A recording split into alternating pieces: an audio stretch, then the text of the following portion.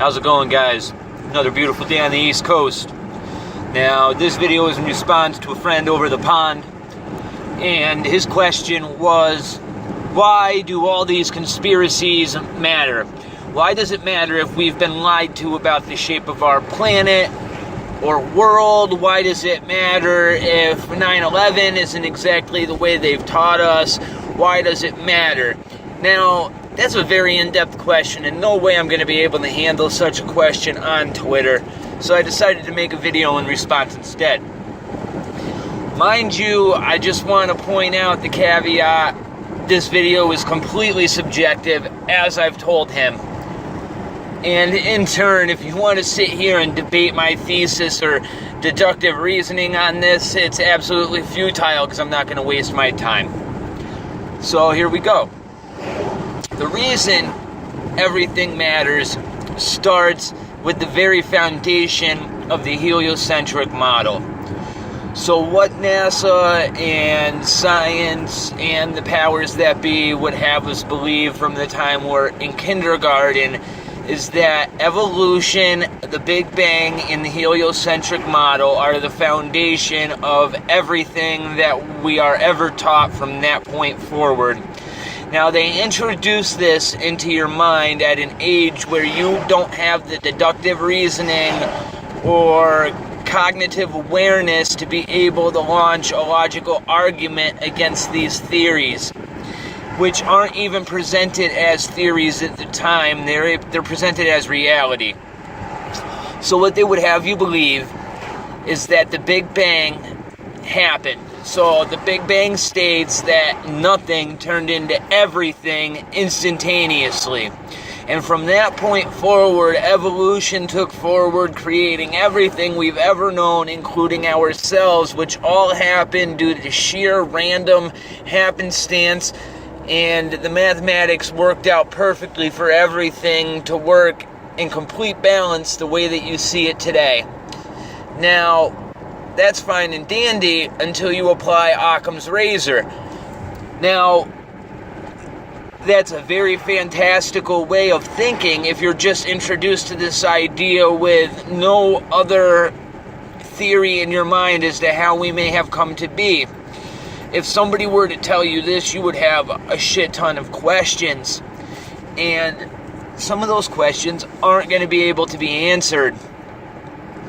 So, inevitably, that entire system is nothing more than a belief. Now, that's besides the point. It really doesn't matter, because if you believe that the Earth is flat, it's still a belief. You can't prove it any more than they can prove the globe.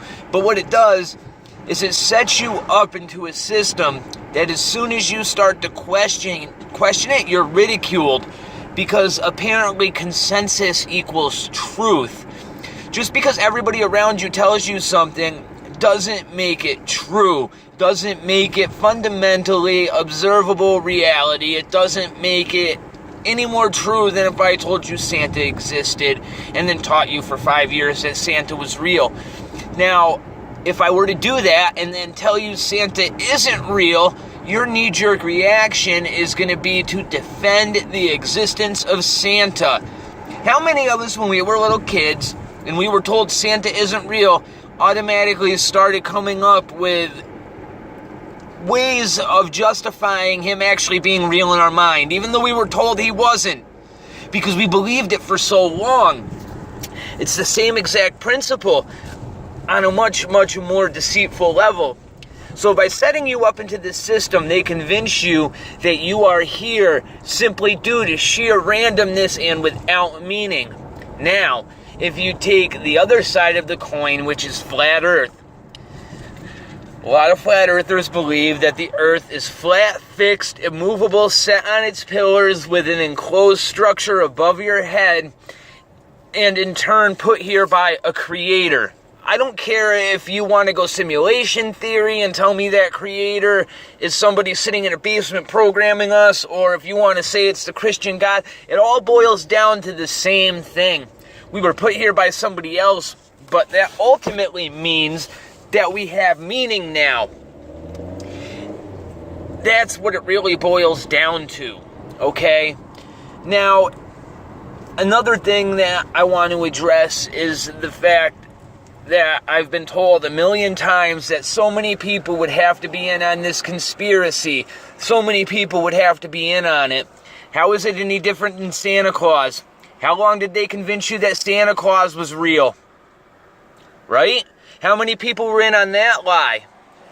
Now imagine a more well-maintained lie on a much smaller level, because it is smaller than Santa Claus if you think about it in sheer numbers, with way more compartmentalization. So, you told me what? Every satellite engineer is in on it? No. Every satellite engineer isn't in on it. The guys that build the satellites aren't in on this deception. They have no idea. They think they're building an object that's actually going to space. Why would they not? They built it. It's a real object. They put their hands on it. But that doesn't mean it's being sent to space. All of that data can be received by any kind of device you want. It just has to say that it's coming from a satellite when it's received. And all of that data is behind the gatekeepers at NASA. If you want any telemetry data from any satellite, it gets filtered through NASA first. This is a fact. You can look it up. I'm not coming on here and saying anything that isn't true, because you can go disprove it if it is, and then you can call me a shill. But what I'm telling you is there's patents out there that turn a land-based radio tower's signal into the signal that comes from a satellite, and it's completely indistinguishable. So for you to say satellites are real because NASA tells you they're in space is an appeal to authority. It doesn't prove satellites are real. It just proves that they're very, very clever and very, very good at covering up their tracks. Now, I want you to watch a video called "The Funny Thing Happened on the Way to the Moon" that clearly shows NASA falsifying footage of the Earth from low Earth orbit. So if they're faking it from there, why would we believe that they could go any higher? All I'm saying is there's a bunch of evidence for us to call this into question, just like you have a bunch of reasons to say the flat Earth isn't true. The fact is, both of us are probably wrong, but there's bigger implications. The fact that they can lie to us and manipulate us so easily, and the fact that people are willing to turn a blind eye to it as though it's not happening, is complete lunacy. Because what I'm telling you right now is they told you exactly how the world was going to work from the time you were born. And I'm going to go back to this example. They told you Santa was real, and you believed it. You believed it, same as me, same as everybody else. What is the difference? The only difference is they kept up with this lie, and it's managed a whole lot better. And as soon as somebody questions it, they're ridiculed. What you said earlier about what you saying just being sarcasm is 100% true. As soon as you question anything, you're called names. You're ridiculed. You're laughed at. Ultimately, it's for control. They want to be able to control the way you think. They want to be able to make sure you don't question the reality you observe day by day. I'm not telling you to believe what I believe. I'm simply telling you to realize that there is a motive for this. Okay? There is. The motive is $52 million a day for NASA. It's a hell of a lot of motive. The control over the human mind, making them think that they are insignificant. There's a motive behind that. Okay? Just think about it for a minute, man. It's all you have to do. If you want to control somebody's behavior, what do? You create a lie and a belief system that puts them underneath your control. I.e., telling your children, if you don't behave, Santa won't give you presents. You offer an incentive to believe the lie, and inevitably those who are receiving the incentive will believe it, and not only will they believe it, they will defend it to the death. There's your answer, my friend. I hope it answered your question.